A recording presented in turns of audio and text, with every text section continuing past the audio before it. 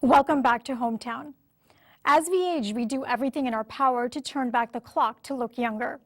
We know lifestyle changes can help the aging process, but what can we do at the cellular and DNA level to reverse aging? We spoke to Greg Macpherson, a biotechnologist, who shares more about the aging process and how we can reverse not just our chronological age, but also our biological age. Here's our exclusive interview with Greg Macpherson. Greg, thank you for joining us today. You're welcome. It's great to be here. So we know lifestyle changes like diet and exercise can help with chronological aging, but what about our biological age? How can we change that at the DNA and cellular level? Yeah, definitely. So we have a chronological age, which is defined by just our birthdays, if you will. But scientists in the last 5 years have worked out that we actually have a biological age as well, and that number can be quite different. I'm in my early 50s, but I could have a biological age of 60 or older if I'm not doing so well, or if I'm doing really well, I could have a biological age of even as little as 40 or even 30. And so what that means essentially is how old your cells are acting. And what scientists now are starting to understand is that we can actually change that biological age. So, I could be 60, but if I do the right things, I can bring it back to 40. And that's what's so exciting about this research. But talk more about the DNA and what happens to our DNA as we age. Yeah, there's this thing called DNA methylation, and what that is essentially is just little methyl groups, which are a little carbon group, which just gets attached to our DNA as we age. And so we can measure that now, and that gives us an understanding of that biological age. And the beautiful thing, again, about this number is it's plastic, it's malleable, we can change it. If we do the right things with our health and lifestyle, then these things will deliver us a longer life. Now, how do we reverse that? How do we reverse our biological age? Yeah, just by doing all those great things that we know are good for us, a little exercise, eating well, occasionally being hungry. And then scientists are working out now that there are certain supplements that you can take, enzymes that you can replace, which actually support and replenish your cells. We have this enzyme called NAD in our cells, and it drops precipitously after the age of 40. And this actually drives a lot of the aging process. This enzyme is involved in energy generation in our cells and also involved in the repair and maintenance of our DNA. So if we can take a supplement and boost it up, it actually has quite a rejuvenative effect on our cells. And when our cells are doing well, then our overall health is fantastic. Can you also talk about anti-aging biohacking, which seems to be the new craze in the aging sector? So can you share more about that? Yeah, definitely.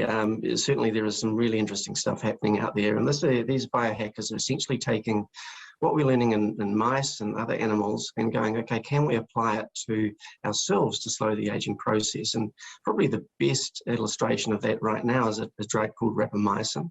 Rapamycin is normally taken to help people with organ rejection. So if you had a kidney transplant, for example, you take it and that would stop your body or immune system attacking your kidney. But it turns out if you take rapamycin intermittently, like once a week or once a fortnight, that it actually tricks your body into thinking that it's fasting. And when you fast, what's happening is that your body gets the opportunity to actually remove a lot of junk, like the zombie cells, remove proteins that aren't working properly, and then rebuild them fresh and new again. And when you do that, you can have quite a significant effect on your health, and it turns out quite a significant effect on your health span. Can you talk about the zombie cells and the role they play in the aging process? Yeah, so zombie cells are also known as senescent cells, and senescent cells are cells that have stopped dividing for whatever reason. It might be just because they've finished the job that they've done. When we're young, our body gets rid of them once they become zombie cells.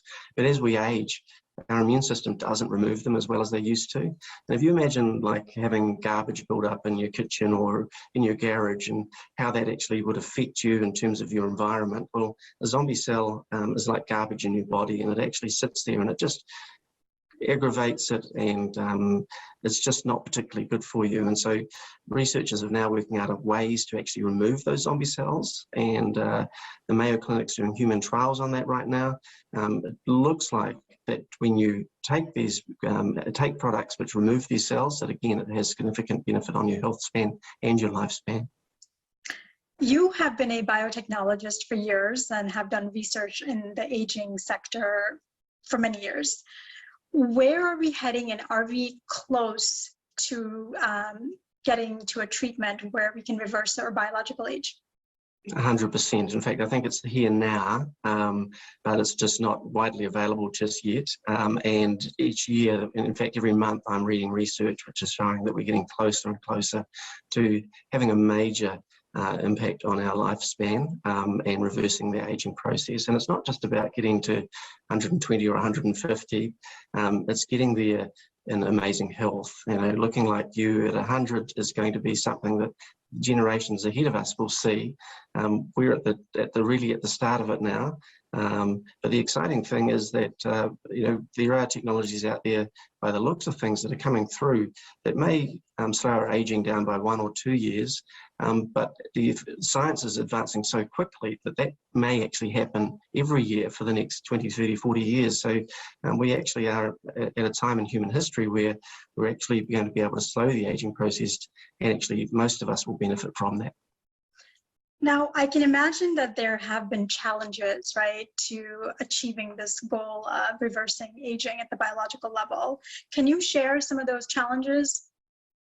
Yeah, one of the big challenges is really like taking what we learn from the animal models that scientists are working on and translating that into the human animal, so to speak.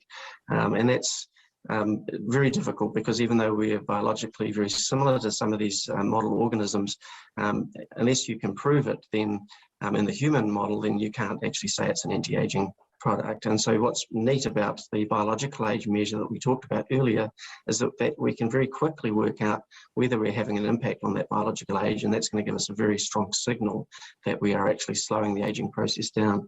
So that's probably just the biggest challenge. And also, we're dealing with really complex, machines called cells, self-repairing machines.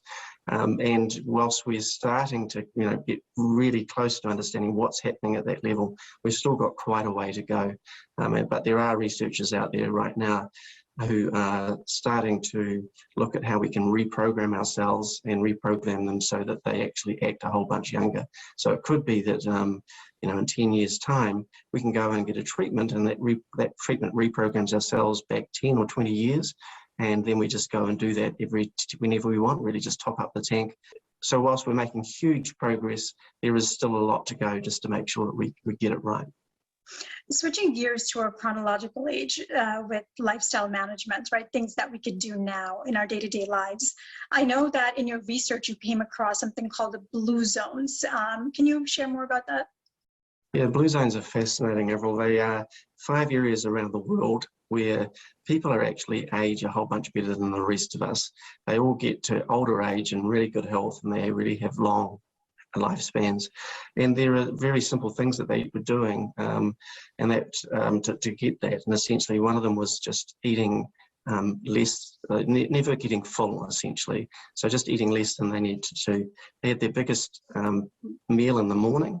They typically had a plant-based diet, and they were active every day. So these are things that just, we know are good for us, but they've just built them into their life. And it has, over a lifetime, a compounding effect which keeps them healthier and on the planet much longer. We're going to leave it there. That is some really good wealth of information. Thank you for joining us today. Thank you so much.